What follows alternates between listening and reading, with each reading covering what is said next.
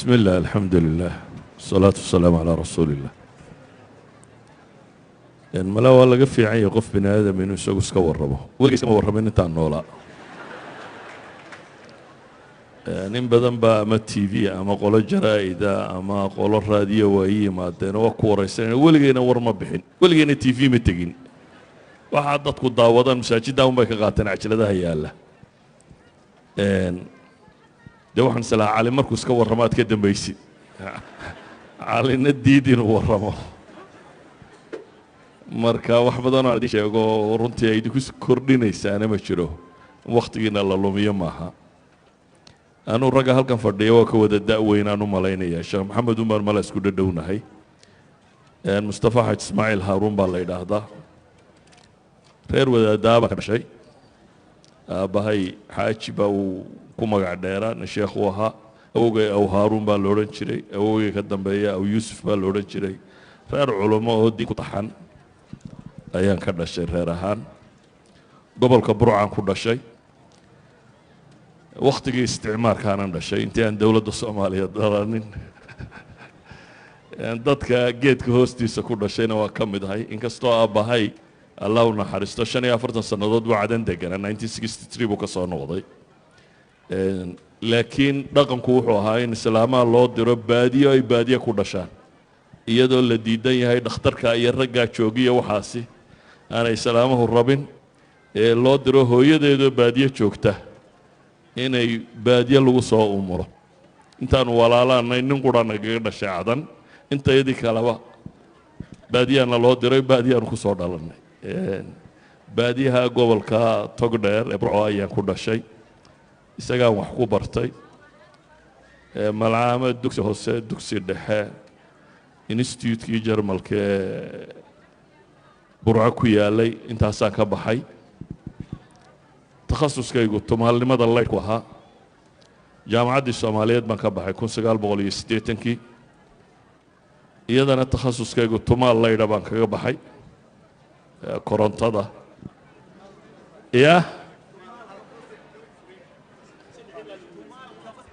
tumaalku waa farsamo yaqaan وفرسما يقان ليد باك بحي جامعة دا كديبنا واحد نقضي معلن دوكسيكا فرسما دا قعنته جرمال كردستان كويا لما قال طبعا معلن كان نقضي مركان مدو سنة دي يبرم لها تشوغي دولة الصوماليات باي حدي دولة الصوماليات مرة بوح بدنا كشيغو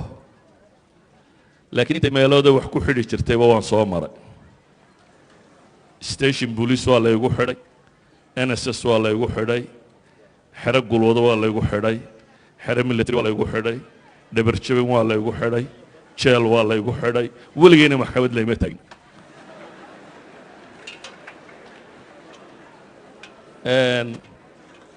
mararka qaarkoodna sanadaan ku jiray mararka qaarkood baan 30 bilood ku jiray على كل حال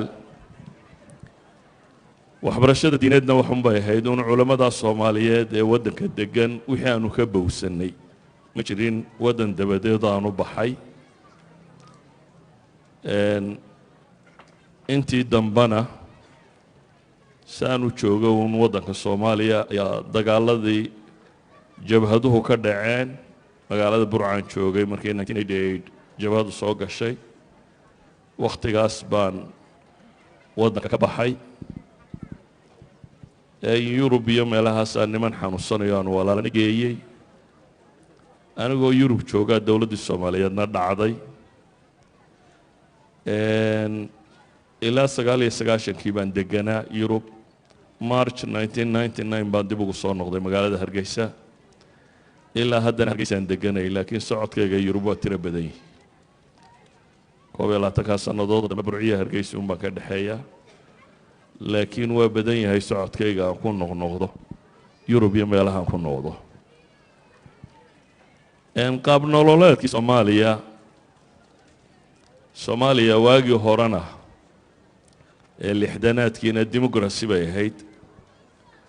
ديمقراسي قبيل كان قصليسان هذا باركتان waxaan xasuustaa iyadoo 1969 68 meelaha markii doorashooyinkii dhacayeen dadku intay waddada maraan baa waxaa la odhan jiray dhulka yaale ilaahay baa leh ka sokowna reer hebel baa leh saasa cirka yaale cirka iyo dhulkaa la sheegan jiray heballada jiray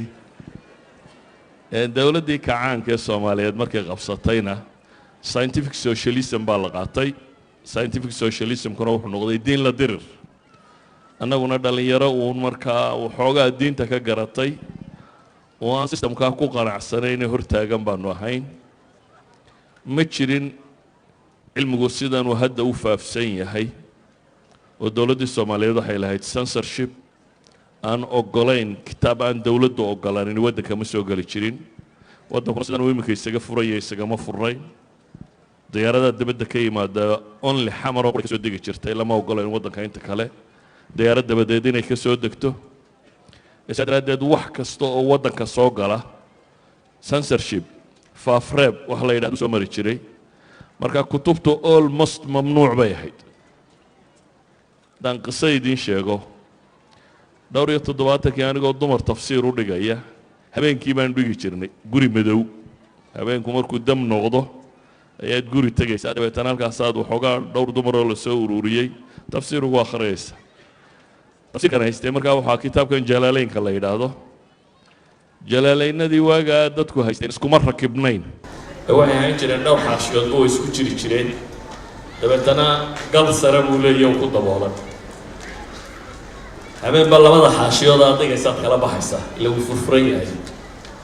labadii baan la soo baxay habeenkii anigoo meel la sii dhukusaya ayaa dabayliyey timo labadiina dabayshii baa qaadatay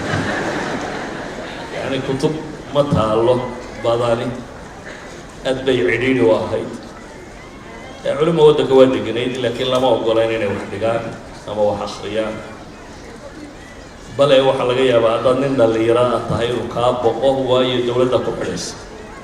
inuu kaa fogaado nin inuu tafsiir caama ama akhriyi jiray weliba soomaaliya waagaasi tafsiirka bisha ramadaan unbaa inta badan la akhriyi jiray waqtiyada kale kutubta fiqiga ama naxwa ama waxaasaa la akhriyi jiray على كل حال waxaan uga daleeyay aan arrintan u tilmaamayo waxa weeyaan jaaniska ay idinku haysataan ma oolin waaga jaaniskana ay kutubtu baalka inaad jeeb ku sidataan ku jirto meel kasta lagu iibinayo ay kitaab aad u baahato aad helayso electronically aad shaamilo soo download garaynayso oo dhowr iyo 10 kun oo mujalladay ku jiraan yani jaaniska sida tan ee qofku research samayn kara wax baxthi kara wax baari kara waaga ma oolin laakiin waxa yaalay dad committed oo dadaalaya mala daacadnimana ku jirto oo in ilaahay waxa ugu dhawaadaan ay ku jirto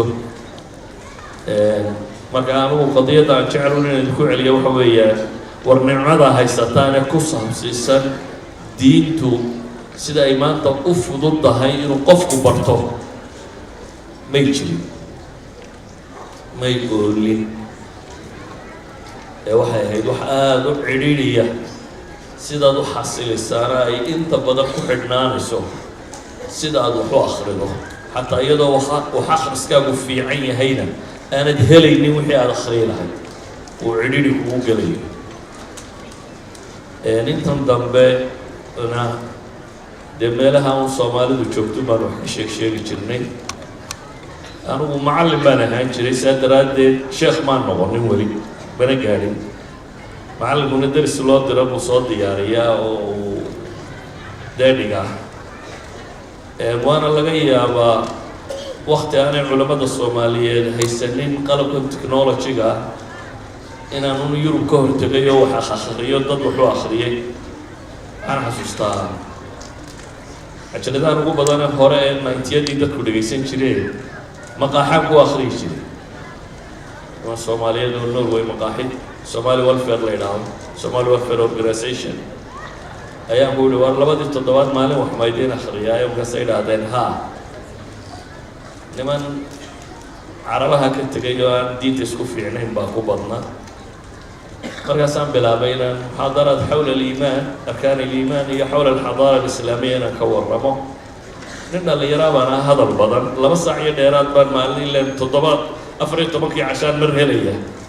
marka waxay noqotay markaa inaan 2 saac iyo dheeraad hadlo dadka markaa cajaladahaas baa soo gaadho markaas la siiyay mala ninka sheekh weyn waa sheekh weyn marna ma noqonin laakiin uun fursad aanay jirin anigu in wax la duubo maan rabin waxaan xasuustaa waxba ha duubinaan ku yidhi nin dhallinyaraa baa intuu kamarad iska soo qaatay buu wuxuu yidhi sheekha ma fadhiyo wax akhriya ma iska tagin halka dambe la fadhiistay markaa waxaan kala doortay inaan wax akhriyo iyo inaan iska tago markaasaan iska akhriyey dariskii dambaan imi maalintii dambe cajaladu sidan iminka ay u badayn uma badnayna VHS bay ahaan jireen VHS-kana warshad baa badin jirtay keliya intay cajaladii qaadeen bay warshad geeyeen dabeetana dhowr boqol cajaladood bay ka dhigeen iyagoo meesha ku iibinayaan ugu imin cabdillaahi xuseen kaahiye la yidhaahda iyo inaa looran la yidhaahda iyo axmed baaruud iyo iyagoo iibinayaan waar waa sidee dee waxaana iibinaysaa waxay dhahayn sheekh masaajidkaan kirada kaga bixinayna markaasaa iska aamusoo sirida masaajidkaan kirada alagaga bixiyo marka waxaan dadku duubayna anigu kuma talagelina inaan duubo TV-na weli ma tegin raadiyona weli ma tegin